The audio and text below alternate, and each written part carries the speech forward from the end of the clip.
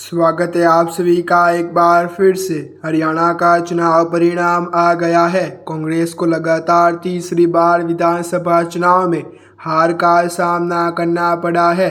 इस हार ने हरियाणा कांग्रेस के 3 नेताओं की सियासी भविष्य को संकट में डाल दिया है।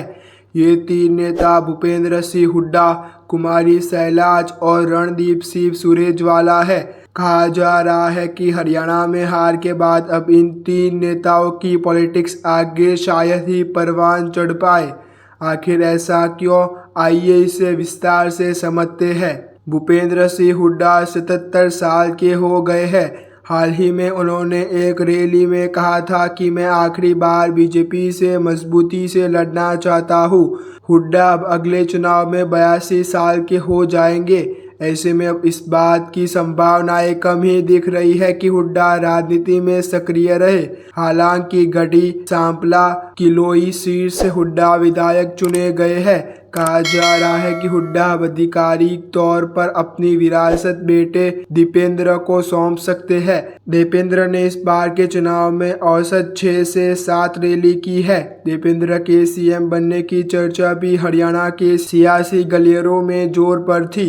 अब हाईकमान में भी हुड्डा के पैरवी ज्यादा नहीं चलेगी। वजह उनका परफॉर्मेंस है। हुड्डा ने अपने समर्थकों के लिए 72 टिकट लिए थे, जिसमें से सिर्फ 32 जीत पाए। हुड्डा के गढ़ सोनीपत और पानीपत में कांग्रेस बुरी तरह से हारी है। हुड्डा के पैरवी से नियुक्त कांग्रेस के प्रदेश अध्यक्ष चौधरी अजय भान ने अपना चुनाव हार गए हैं। उदय भान होडल सीट से चुनाव लड़ रहे थे। भूपेंद्र सिंह हुड्डा के बाद हरियाणा कांग्रेस में कुमारी सैलज को सबसे मजबूत नेता माना जाता है।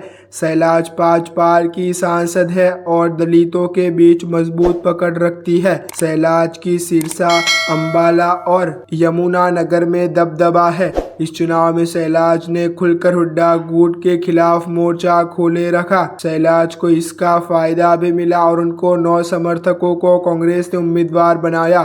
दिलचस्प बात है कि हुड्डा के 1-2 समर्थकों की चुनाव जीत पाए। सैलज के समर्थक प्रदीप चौधरी कालका से, शमशेर सिंह गोगी असंध से चुनाव हार गए हैं। सिरसा में भी उन सीटों पर ही कांग्रेस को जीत मिली है जिन सीटों पर सैलज के समर्थक उम्मीदवार नहीं थे। कांग्रेस का एक बड़ा हार के लिए सैलज की मुखरता को वजह मान रही है।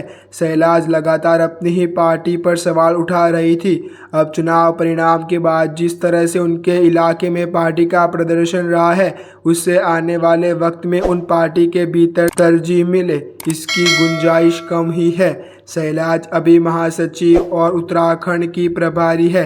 छत्तीसगढ़ में हार के बाद कांग्रेस ने उन्हें उत्तराखंड भेज दिया था। उस वक्त कहा गया था कि हरियाणा में शांति बनाए रखने के लिए कांग्रेस ने ये सब फैसला लिया है। अब कांग्रेस उनको लेकर सख्त फैसला भी ले सकती है। हुड्डा और सैलज के बाद हरियाणा कांग्रेस के भीतर रणदीप सिंह सुरजेवाला को मजबूत नेता माना जाता है। सुरजेवाला अभी कांग्रेस के राष्ट्रीय महासचिव है। हरियाणा में चुनाव से पहले सुरजेवाला ने सीएम पद पर दावेदारी की थी। हालांकि पार्टी ने सुरजेवाला की जगह उनके बेटे आदित्य को कैथल से उम्मीदवार बनाया था। आदित्य कैथल की सीट जीतने में भी कामयाब रहे। अब कहा जा रहा है कि हरियाणा की राजनीति आदित्य ही देखेंगी। सुरजेवाला पहले की तरह राष्ट्रीय राजनीति में रहेंगे। सुरजेवाला अभी कर्नाटका के प्रभारी महासचिव है।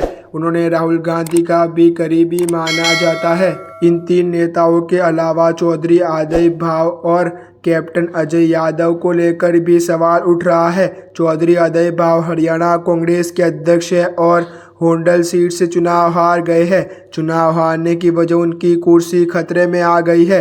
उदय भान का आगे क्या होगा, यह हुड्डा के रुख पर निर्भर करेगा। वही हरियाणा कांग्रेस के एक तौर पर नेता कैप्टन अजय यादव भी चर्चा में है। अजय यादव के बेटे चिरंजीव राव रेवांडी से चुनाव हार गए हैं। कैप्टन अजय कांग्रेस के ओबीसी सेल के राष्ट्रीय अध्यक्ष है। चिरंजीव और कैप्टन अजय के अगले कदम का इंतजार रहेगा। ऐसे ही अच्छे न्यूज़ जानने के लिए आप हमारे YouTube चैनल को सब्सक्राइब करना ना भूलें।